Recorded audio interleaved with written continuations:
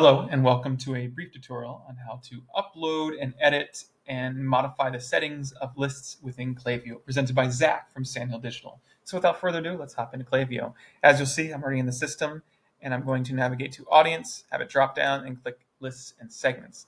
Now, I feel as you guys are pretty savvy already, I'm sure. You're going to understand that if we were in an account that was not internal agency, we would have lots of lists and segments here, and from here you would navigate between different pages, or you could filter for just lists. But we're going to create a list for today. We're going to say create list. We're going to call it testing 1, 2, 3. How original. We can assign it a tag. Not that's going to be really applicable here, but let's just do one for kicks and giggles. And your first two options here are going to be a form or a subscribe page, which a subscribe page is essentially a form embedded, which makes it a landing page. So for these, when you have forms on your website, anywhere somebody has a field for email or phone number and they click submit via a button, that will synchronize with a list. So think of these two entities as directly corresponding to each other. So lists and forms, they communicate with each other. They go back and forth. The fourth option down here is a quick add, and that is just adding one person manually. So you have to just do a quick add really quickly. This is what you do here, and you fill in all the fields. Otherwise, there is the upload context, which is probably the more prevalent way of adding things to a list that's already in existence or creating a new list. I will say that members of lists also come in through the checkout portals on e-commerce platforms such as Shopify, so that's another thing to consider. And with that, we're going to just upload context though to show you guys how it works. So I already have a fake list here just so you can get an idea of how things work. So when you click that list, it's going to auto-populate based on the headers in that spreadsheet. And I will note that you have to have a CSV format spreadsheet in order for it to upload in Klaviyo. And you're going to want to have clear and defined headers as well. So first name, last name, phone number, email, things of that nature. You get the gist there. And you can see that sort of populating over here.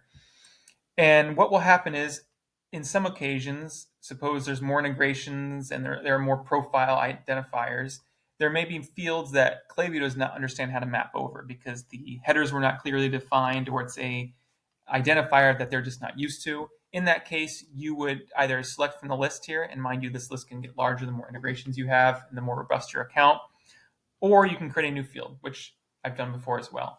So maybe it wasn't understanding IP address. I may make a new field called IP address. In the future, this would populate as an option for lists and segments. But we're not going to do that for right now. We're just going to be happy and see that everything mapped over correctly. But just remember that it may not always be that case. You're going to click next. From here is a very important step. You want to make sure that these people you were importing have explicitly said, yes, I want to subscribe.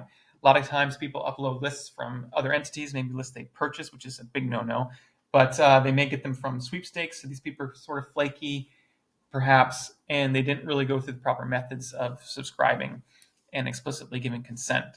And you're going to want to be mindful of that here. So you can say no import without updating subscription status. So maybe you're importing this into Klaviyo so that it can be utilized in some type of paid media, paid social strategy play. Or you can maybe just have them in there because in some rare occasions you can have a list of people who did not explicitly consent that you imported, and you can send them a one-off email saying, do you want to consent to marketing and receive emails from us? I would say if they don't interact with that, then you have to unsubscribe them. Otherwise, we're just going to say yes, update the subscription status of all imported to subscribe. You can choose that between email and SMS because some lists may have both information on them. So you'd click import. For this, we're not going to do that right now. I want to show you a couple more things on a list and how it functions. You have sign-up forms, which is if those were already populating on your website, and in Klaviyo, you can select them here. You have the subscribe and preference pages, which we're going to elaborate on another tutorial. You have your imports history. You have your list growth, which is the metrics here, which is pretty fancy and very insightful. And you also have your engagement, which you run an engagement report, and you can also get a lot of really cool insights here as well. Settings, I will quickly go over. Once again, you can rename it. You can give it a list ID. You can do consent, and I would say always click unsubscribe from all future emails. And then opt-in process, I would always say keep double opt-in on. And integrations, you can have your integrations here as well if you need to integrate them on the fly. And that's the short and easy version of lists in Klaviyo. I hope you've enjoyed it.